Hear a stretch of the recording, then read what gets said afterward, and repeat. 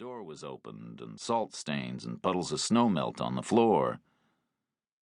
The prison proper was different. It had no connection to the outside. No sky, no weather, no attempt at decor. It was all raw concrete, already rubbed greasy where sleeves and shoulders had touched it, still pale and dusty where they hadn't. Underfoot was grippy gray paint, like the floor of an auto enthusiast's garage. The lawyer's overshoes squeaked on it. There were 4 interview rooms. Each was a windowless concrete cube divided exactly in half by a wall-to-wall desk-height counter with safety glass above. Caged lights burned on the ceiling above the counter. The counter was cast from concrete. The grain of the formwork lumber was still visible in it.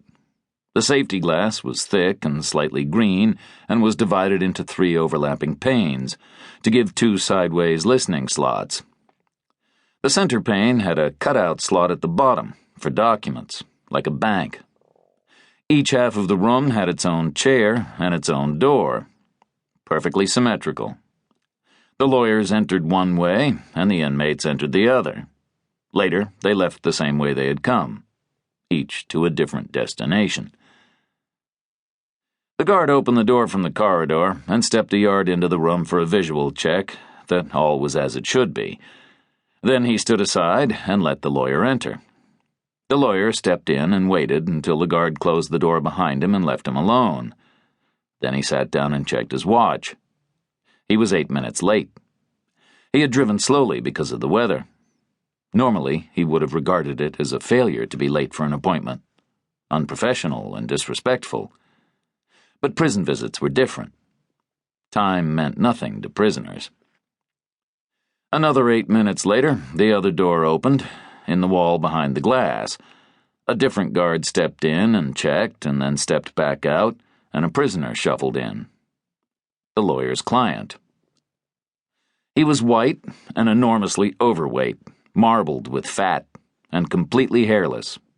He was dressed in an orange jumpsuit.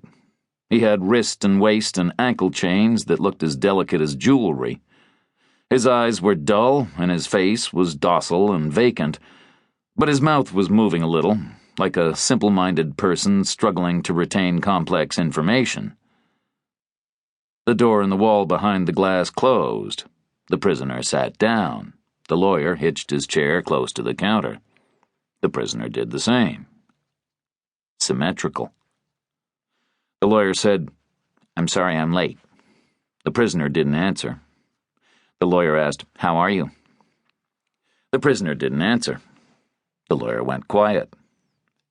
The air in the room was hot. A minute later, the prisoner started talking, reciting, working his way through lists and instructions and sentences and paragraphs he had committed to memory. From time to time, the lawyer said, "Slow down a bit."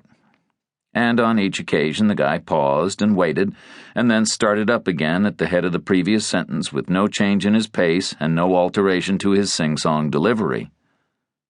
It was as if he had no other way of communicating.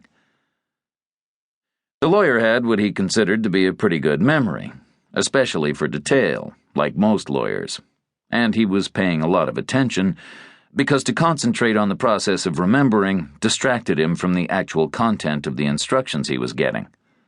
But even so, some small corner of his mind had counted 14 separate criminal proposals before the prisoner finally finished up and sat back.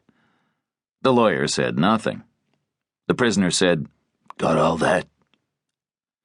The lawyer nodded, and the prisoner lapsed into a bovine stillness, or equine, like a donkey in a field, infinitely patient. Time meant nothing to prisoners, especially this one. The lawyer pushed his chair back and stood up. His door was unlocked. He stepped out to the corridor. 5 minutes to 4 in the afternoon.